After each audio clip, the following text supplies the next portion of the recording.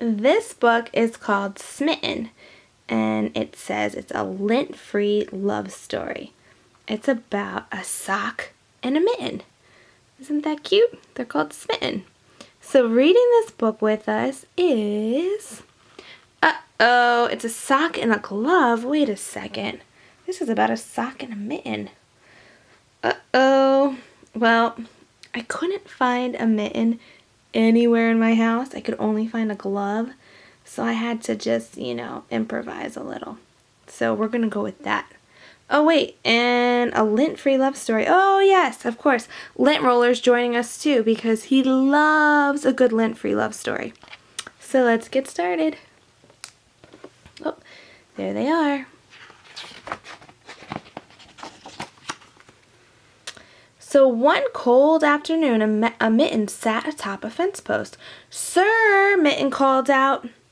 A man bustled by with a basket overflowing with laundry. "Something is falling out of your..." And there on the ground lay a single sock. Kind of like our single sock right there.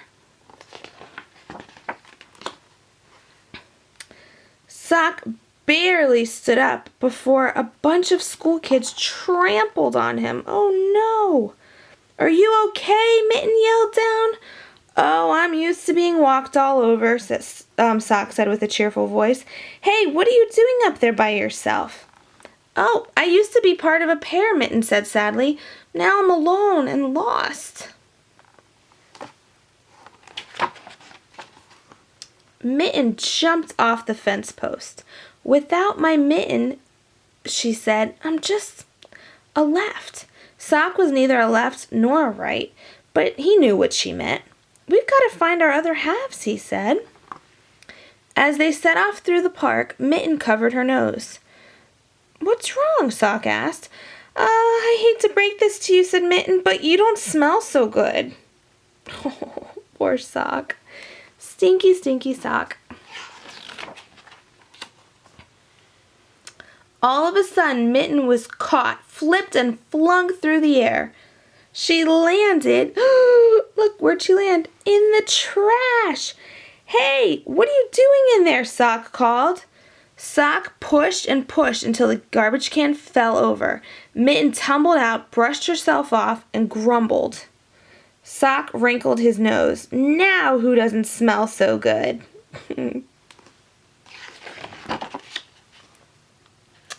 By now, Mitten was cold, dirty, and downright annoyed.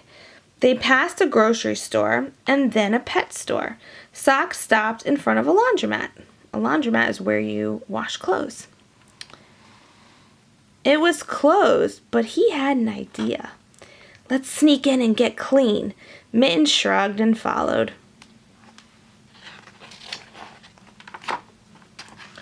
"Wow!" they both whispered in awe. The shiny machines towered above them like skyscrapers. "Too bad we don't have any money," Mitten said. "Oh, don't worry," said Sock. He wiggled under a dryer. 4 quarters shot out. Sock emerged smiling and covered with a little bit of lint. Mitten couldn't help but giggle. That's where Lint Roller comes to the rescue. Sock needs a little assistance. "Mitten, the water is perfect. Come on in," Sock called as he bobbed in the bubbles. Even Mitten had to admit it looked pretty fun. She tested the water, then eased herself into the warm, soapy suds. The two played, splashing each other until, ding, the wash cycle was all done.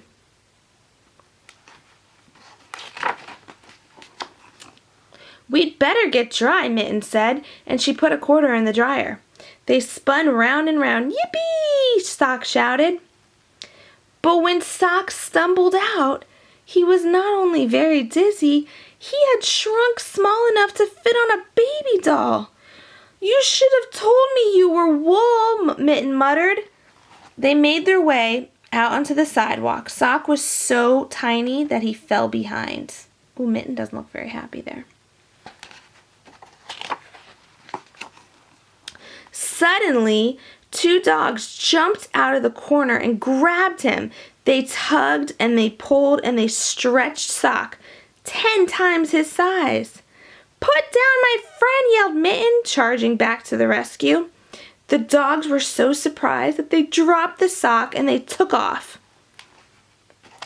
A little Mitten scared 2 dogs. "I don't feel so good," Sock moaned. "What would you do without me?" Mitten sighed, and she threw him over her shoulder. Mitten couldn't see where she was going, and she walked over a metal grate.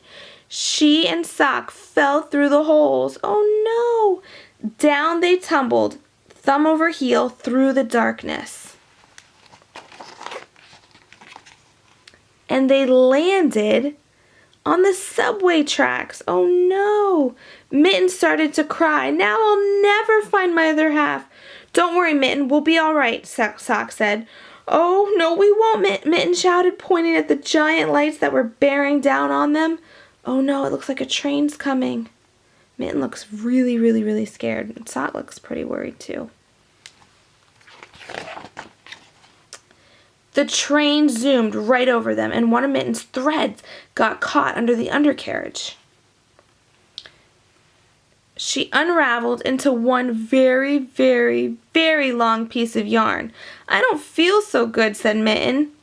"Don't worry, Mitten, I'm right here," said Sock. He gently gathered her up into a ball and hopped her up the subway stairs. Aww, that was very sweet.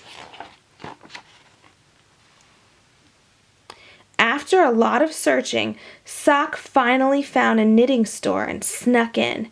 He grabbed a set of knitting needles and a good how-to book. "I'll fix you right up, Mitten."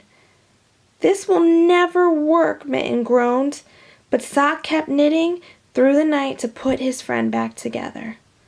That is a very sweet friend.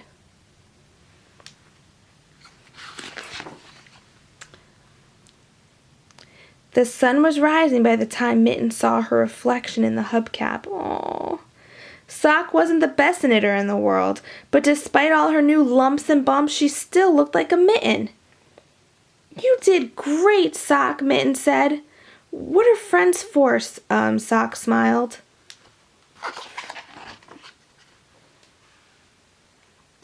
They walked up to a department store window and looked inside.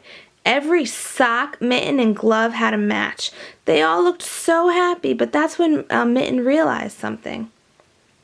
"After everything we've been through, I think we make the perfect pair." The 2 friends hugged, and from then on, they were smitten. Oh, that is such a cute story. I love it. They were such good friends to each other. It's so important to be a good friend to others and to yourself. You want to be a good friend to you. Take good care of yourself and good care of your friends. Thank you so much for reading Smitten with the Sock and Mitten and Smitten with the Sock and the Glove and the lint roller.